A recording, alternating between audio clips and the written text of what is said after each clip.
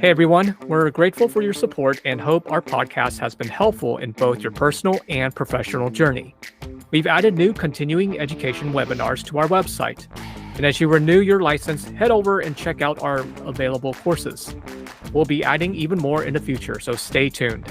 And now, without further ado, let's dive into today's episode. The world is a diverse place, and our brains too. Cross-cultural neuropsychology explores how culture and ethnicity shape the way our brains work and how we think. In fact, conducting a culturally informed neuropsychological evaluation occurs before the testing process. How might cultural factors impact a neuropsychological evaluation? And what is the role of interpreters? How might socialization process impact cognitive functioning? So what does all that look like, and what are some helpful frameworks to consider when we actively think about cross-cultural neuropsychology?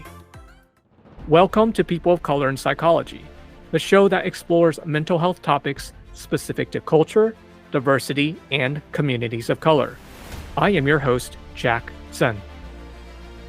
Our guest today is Dr. Eman Rettig, a pediatric neuropsychologist at the Dell Children's Medical Center and serves as an assistant professor of neurology and pediatrics at Dell Medical School at the University of Texas at Austin.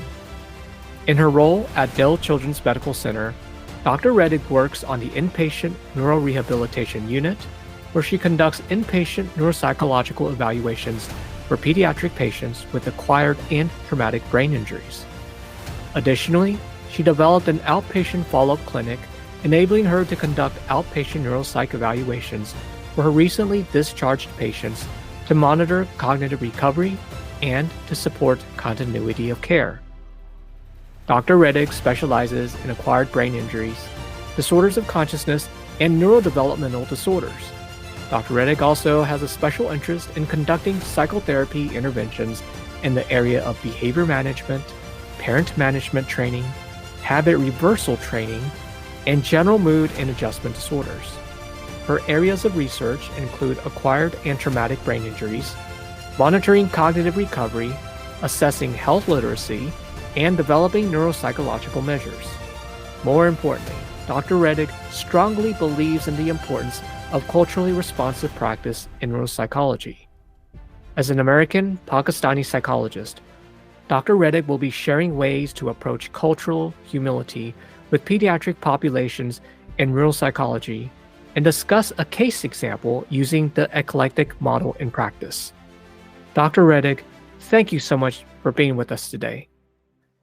Thank you so much for having me. I also want to say to you, Jack, that I'm grateful for you for developing and maintaining this podcast, for sharing this space with me, and for allowing me to add my voice to this conversation. So thank you. Oh, thank you so much. Thank you. And, I do think it's important because we do want to bring up conversations about pediatric populations, which we haven't actually talked extensively about on our podcast. So if it's okay with you, I'd like to start by asking, can you walk us through your personal journey? Share with us any memorable events and circumstances that influenced how you got into this work. Yes. The three main areas that jump out to me in terms of getting me to where I am today are my family, culture, and values, experiences of adversity, and my personality and curiosity. I think a major role was my family culture. In the Pakistani culture that I grew up in, there were very high expectations for higher education.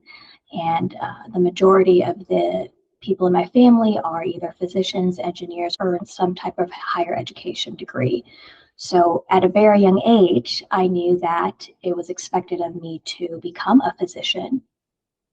And a PhD was okay, but I have a PsyD, so that was something different that I also had to explain to my family. And also received questions such as, why didn't you get a PhD? We can always get into that later. But also growing up in a single parent household, I spent a lot of time with my mom, who's a physician, at her outpatient clinic, at the hospitals, at the nursing homes.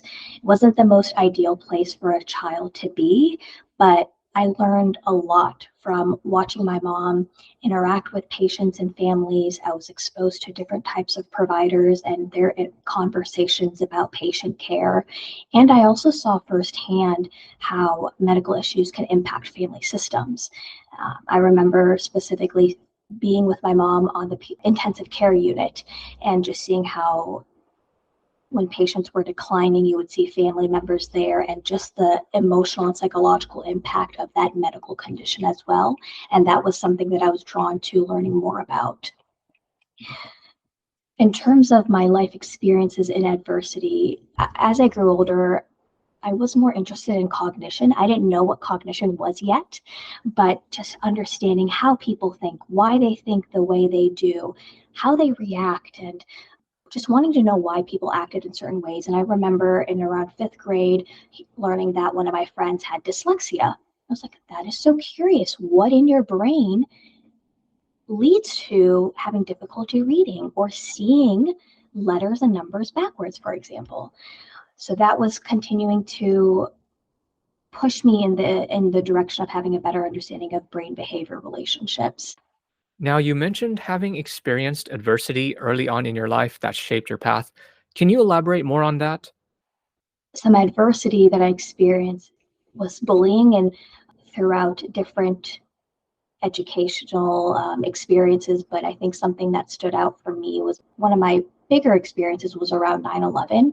And I'm sure others who had brown skin or were Muslim or were not Muslim, but looked like they could fall into that category, had similar traumatic experiences. But that was a very traumatic experience for me in terms of learning how people view me based on my physical characteristics and their assumptions of who I am. And I found myself wanting to be the mediator and wanting to help others understand different perspectives. So, did the bullying affect me? Absolutely. That was a really tough and traumatic time in my life. And I found myself wanting to do this extra bit of helping them understand where I was coming from and where other people may be coming from, and not to clump people together into groups. Like, just because you're from Pakistan or just because you are Muslim doesn't automatically put you in this group of being a terrorist. And those are the types of things that came up for me when I was 9, 10 years old when that happened. So throughout my life, I'm building this resiliency. And then, as part of my personality, and as I mentioned, I was an only child, and being in hospitals, I was very curious, very conscientious and perceptive and cautious. But I think that, along with my life experiences, led me to wanting to learn more about the human mind, how people interact with others, why they come to make the assumptions that they do.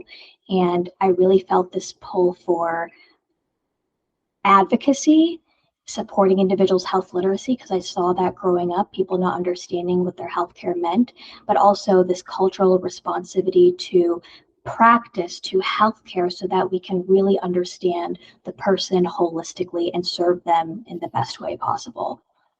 Yeah, yeah. Gosh, as you're sharing this, I'm sorry that that was the experience you had. It's painful to hear that in many ways it's this 9/11 incident, the bullying, and Mhm. to go through feeling different, labeled, othered, even though you're born here in the United States, Mhm. and that is Mhm. just appalling. So Yeah. I want to hold a space for that. I'm also in many ways glad you are here in the field of neuropsychology, because my understanding is in neuropsychology, there is a concern of a lack of, say, cultural responsive care. Mhm. It's more of a newer topic that is emerging in the field. Mhm. And you've mentioned this idea of an eclectic model in practice. Mhm. First of all, tell me a little bit more about that. What is Yeah. it? Yeah. Definitely. I'd like to speak to both pieces of what you said in terms of the discussion in the field. So, the majority from what I am understanding and perceiving and reading, the majority of neuropsychologists are on board for practicing culturally responsive neuropsychology. And at some point, I would like to talk about what that means and what does diversity, equity, and inclusion actually mean and what does it not mean, because there's a lot of misinformation out there and things are getting skewed. But the majority are on board for this.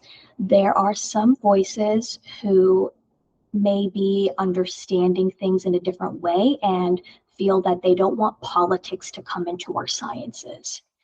And just thinking about from my framework of understanding where someone's coming from, I am trying to do the work to understand why they may feel that way, why this is a political issue.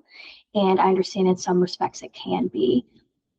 However, cultural responsivity is mandated by our psychology APA ethics code. So it's not this new idea. It's already in our ethics code. And really what it means is being able to provide the most reliable, valid, and generalizable data that we can as neuropsychologists. How do you do that? Well, you need to make sure you have a good understanding of the person sitting in front of you.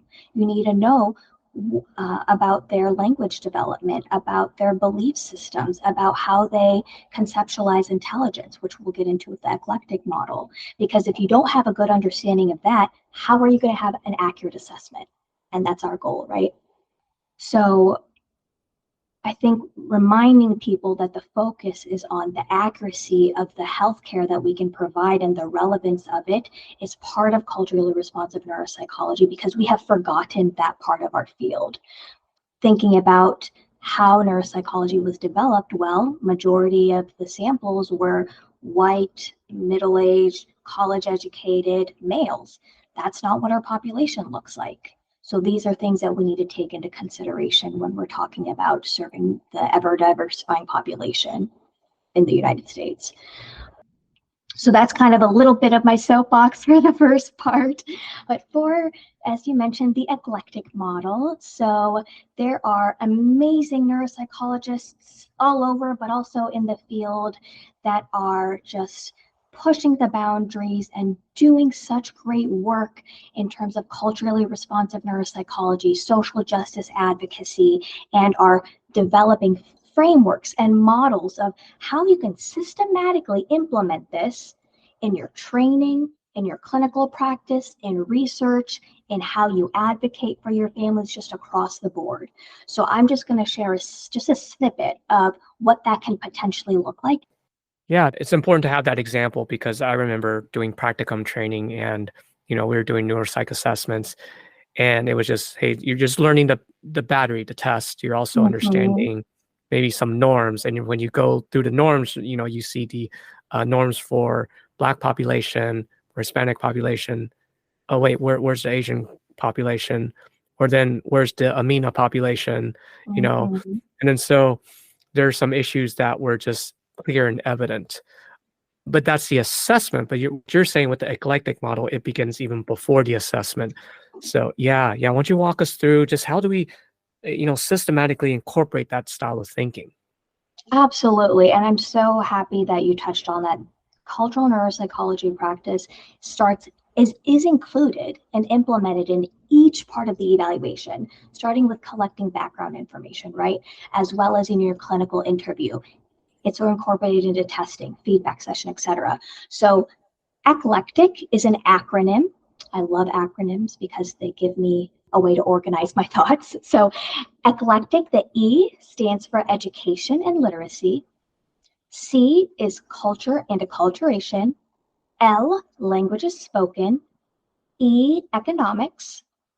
C, communication style. T, testing situation. I, intelligence conceptualization, and C, context of immigration. So seeing this model in action, I have a case example from which details have been altered for confidentiality purposes, but this was a patient that I saw on the inpatient neurorehabilitation unit. So briefly, the patient was a 15-year-old, right-handed, bilingual Hispanic female with anti-NMDA receptor encephalitis. Is a disease that occurs when antibodies produced by your body's own immune system attack the NMDA receptors in the brain. So it's an autoimmune issue.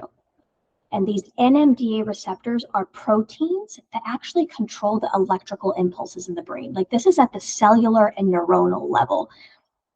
So when you have that type of dysfunction, you're going to have changes neurologically and definitely changes cognitively, because at that neuronal level, there's dysfunction in transmission and impulses that are being sent.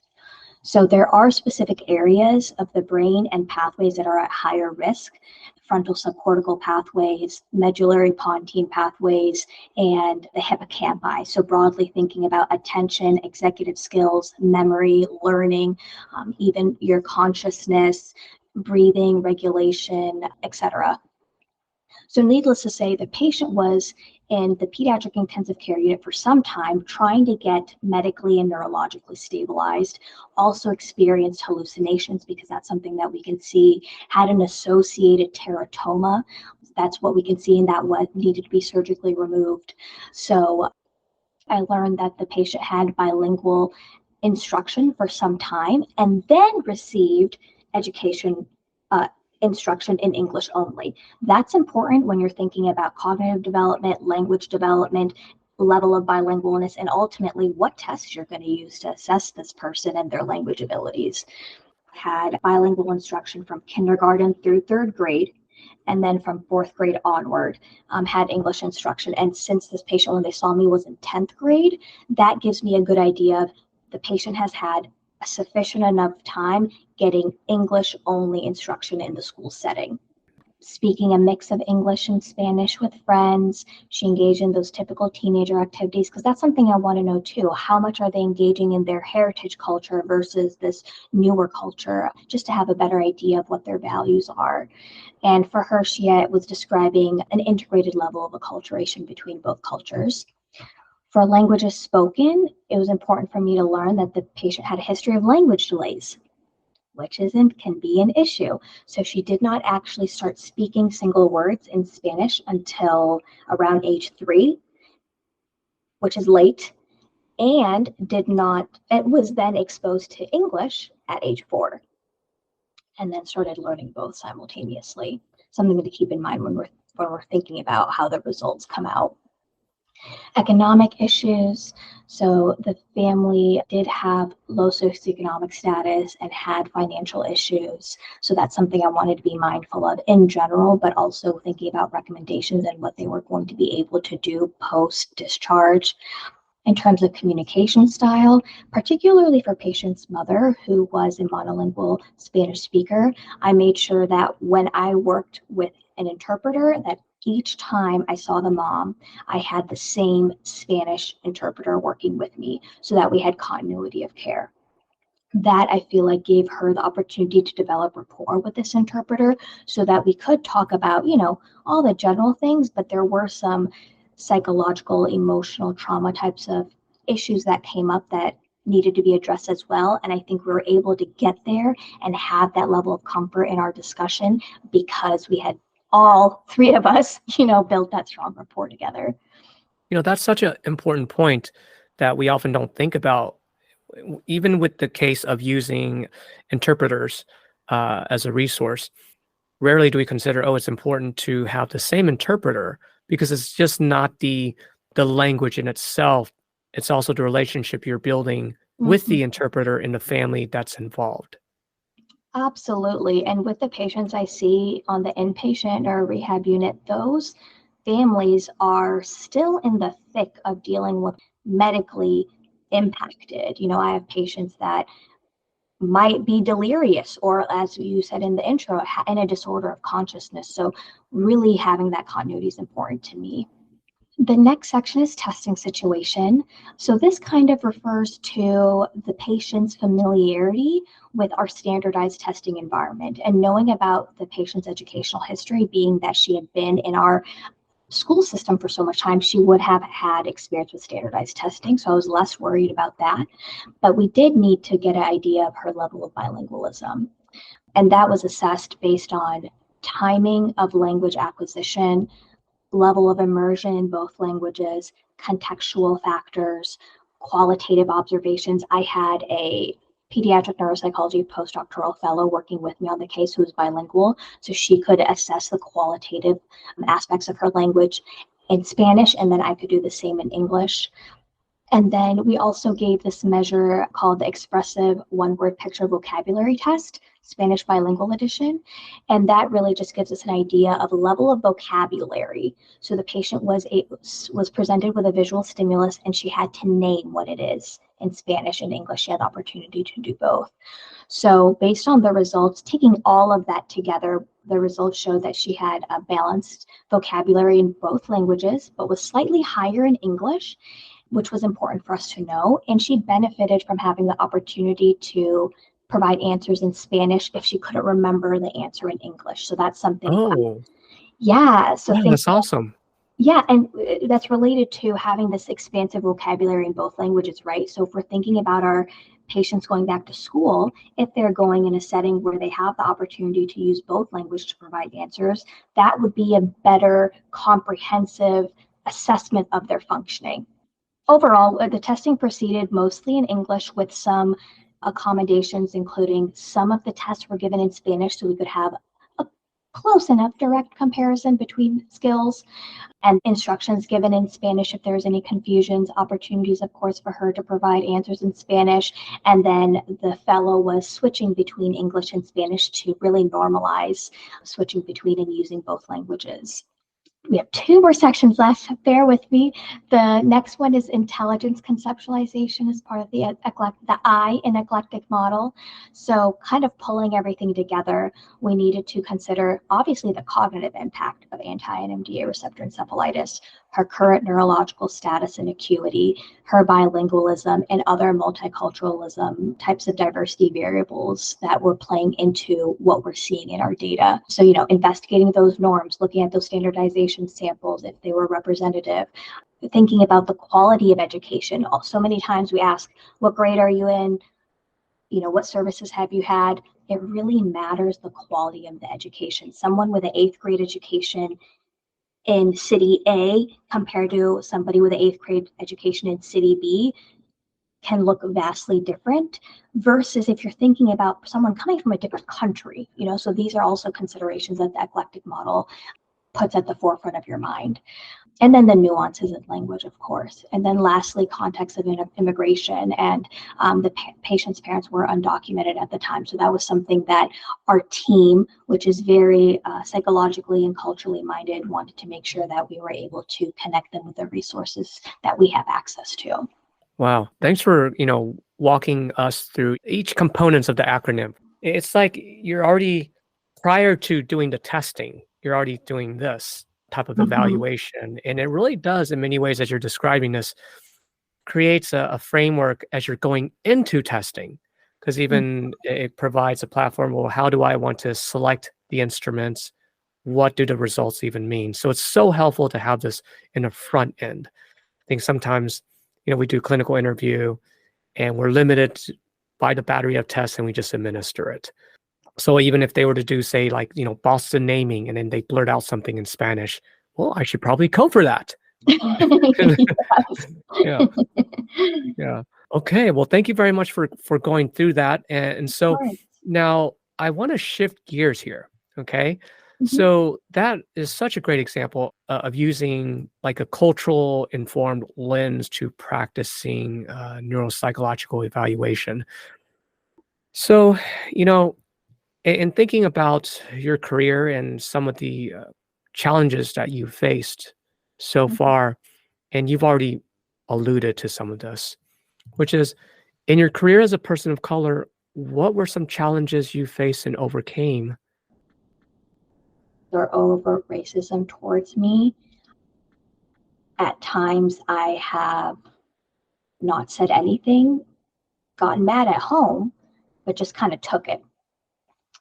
And that was hard and frustrating. I think one example that I feel that I handled well was when there was a family that had to have their care transferred to me from a clinician who had a European sounding name, and my name, Eman Rettig, does not sound fully European. There were a lot of questions such as, well, who is she? Where was she born? What schools did she go to? Can she speak English? Do you understand what she's saying? What if I don't even understand what she's saying? How do you know she knows what she's doing? Just this flurry of Oh my gosh. questions. Yeah, just questioning my competence, right? And in psychology, I feel that we are constantly questioning our competence and trying to work on our confidence and not feeling like imposters. So my team that was around me was incredibly supportive and were notably upset and frustrated and not happy with it. The patient did come see me, and I did not feel any aggression, frustration, or animosity in the moment when I saw them, because I just thought, this is what they need. I'm going to do my service. I'm going to join with them. We're going to work as a team to help their child. That's all that I'm worried about. And I was able to develop incredible rapport with this very difficult, challenging family and situation who had been through, I learned from one of the parents, a lot of medical struggles and trauma, were very untrustworthy of a lot of physicians, and other providers had fired people, but then came out wanting me to see their other children, and then, okay, we can get them scheduled, and then came out asking me to advocate for them at school, came to me to advocate to other family members, and turned to me, the brown neuropsychologist, to support them, and actually saying, thank you for understanding me, thank you for taking the time to work with me, and I'm sorry for being inflexible, and all these things. So that's something that I probably need to examine more, but that's one example of kind of something that I've been through that I haven't really been able to make sense of fully. Yeah, yeah. Well, thanks for sharing that because I mean, in many ways, we've been taught just in general in the Asian culture, put your head down, get through with it, and we don't usually have a space to process what just happened. That was a racist remark. I'm discredited, and we must go on. And it's so difficult because you're holding it in. Mm-hmm. I appreciate you, just for this podcast, even bringing it up. Mm-hmm. Yeah, we often end up holding a lot of this baggage. And even with that, I still feel the need to continue advocating for my patients. I think what makes me more upset than compared to that situation is when I hear negative, racist, ableist, sexist, whatever is types of comments being made about colleagues or patients or providers. And I've been working on using my voice for myself personally, but also professionally. So there have been times where I have gently, carefully made a comment in response to those comments, which has prompted further conversation and recognition from those individuals that what they said was not appropriate. And I have found those to be such fruitful experiences. And I'm going to continue to do that because I realize the way that I was able to bring light to the issue, gently providing education and calling the person in rather than calling them out. Because Hmm. if we call them out, we're going to further disenfranchise them, right? They're going to continue seeing from their own, whatever skewed perspective it may be. But if you call them in, try to understand their perspective, provide that education. I've had those successful experiences where there's, comments like, gosh, I really shouldn't have said that. I'm sorry. I apologize. I'm like, you don't have to apologize. In my head, I'm like, you don't have to apologize to me. You made that comment about so-and-so. You need to go apologize to them. Yeah. But just seeing that helps me understand that that person is now aware the impact of what they said, and that it is going to be noticed in the future by them, by me, and by others around. So this type of language or conversation or comments is not acceptable in this type of environment. So, Dr. Rettig, what does it mean to be an American Pakistani neuropsychologist? Mhm. Being an American Pakistani neuropsychologist Specifically, working at a nonprofit children's hospital means that I'm working extra hard to advocate for patients and families whose diversity variables put them at a disadvantage. It means that I have aspects of power and privilege, but am also minoritized. It also means that I've experienced racism, bullying, and discrimination. And it's those experiences that have given me the sympathy and empathy to uniquely understand and care for other minoritized groups, whether it's the low-income white male child or the undocumented immigrant teenager who needs interpreter services. In my work, I feel that I am ferociously fighting for the underdog in all settings.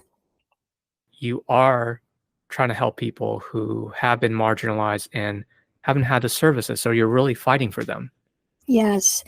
In my early years, I used to go to my mom's office with her. She's a physician, and we lived in a rural small town. So I was privy to all types of people from different race, ethnicities, socioeconomic status, even in creeds, that were struggling with mental illness, with medical illnesses, and they just needed help getting services. So part of my family's mission in supporting the underserved, I got to learn about that growing up, and I got to see that in motion. And that's something that's just become part of who I am and something that I really strive to advocate for. Now, tell me about the part of celebrating one's identity. And I think you've mentioned you speak Urdu. Yes. Urdu is one of the main languages in Pakistan, and I learned it growing up, and it's very important to me. And I've had experiences where there's been actually another Pakistani family that is seeking out neuropsychology services, and being able to connect on a cultural level, on a language level, and on a spiritual level has been so exciting for me and very comforting for the families that I'm serving. So when I'm able to speak English and Urdu with the child, with their child, I can just see, for example, the grandmas just smiling from ear to ear and just feeling like there's a deeper level of understanding of who they are, their values, and their culture. And it was actually with this specific family that when I was seeing them regularly, every time I went to their room on the inpatient rehab unit, their grandmother would offer me chai, which is tea, because, you know, part of Pakistani culture is this high value on hospitality. And it was just such a beautiful experience. And not only with Pakistani families, but other families that speak Urdu or Hindi, so one of the native languages in India, I'm able to have that connection, which is really exciting for me. And I feel a way that I can celebrate part of my identity. Wow. As you're sharing that, it makes me feel at home. I would Mm-hmm. imagine that by being able to speak the language of Urdu with other clients who is their native language, that, Mm-hmm. gosh, the rapport must have just been great and Mm-hmm. to establish that trust early on. Absolutely. I really felt that the patients and families felt that way too. There's this different strength of the connection. Not to say that I don't have strong rapport and connections with all the patients I work with, because that is something that's very important to me. But when you have that commonality, something just feels different, and you can see it in their faces, you can see it in their smiles, and I'm really happy that I have that privilege. I'm wondering, how can we support you? Yes. Well, if anyone wants to chat more about culturally responsive neuropsychology, then they're more than welcome to message me on LinkedIn. I'm very responsive on there. I'm hoping to develop some professional social media accounts, so hopefully that'll come in the future. But otherwise, supporting me is supporting our patients and families and our fellow colleagues in terms of taking care of yourself and practicing culturally responsive psychology and neuropsychology. Well, Dr. Rettig, anything else? Any other final thoughts? I just want to say thank you to you for your time. Thank you for creating such an incredible podcast and platform. And I'm so happy to be able to join the other voices on this podcast. So I wish the best to you in everything that you have going on next, moving forward. All right, Dr. Rettig. Well, I guess, I don't know if this is Urdu, but shukriya. Oh my gosh, your it time. is! That's so sweet. Your accent was amazing too. I'm so impressed. So thank you for your time and your Thank insight you. and just your phenomenal work and dedication. Oh, thank you so much. A huge thank you to our listeners. If you like what you've heard, please share and subscribe to our podcast, People of Color in Psychology. Other ways to support us include registering for continuing education courses or making a one-time donation on the Multicultural Counseling Institute's website. We value your input and appreciate your continued support. You can send us an email, a message on LinkedIn, or send a voice message on our website. Until next time, I am your host, Jack Sun.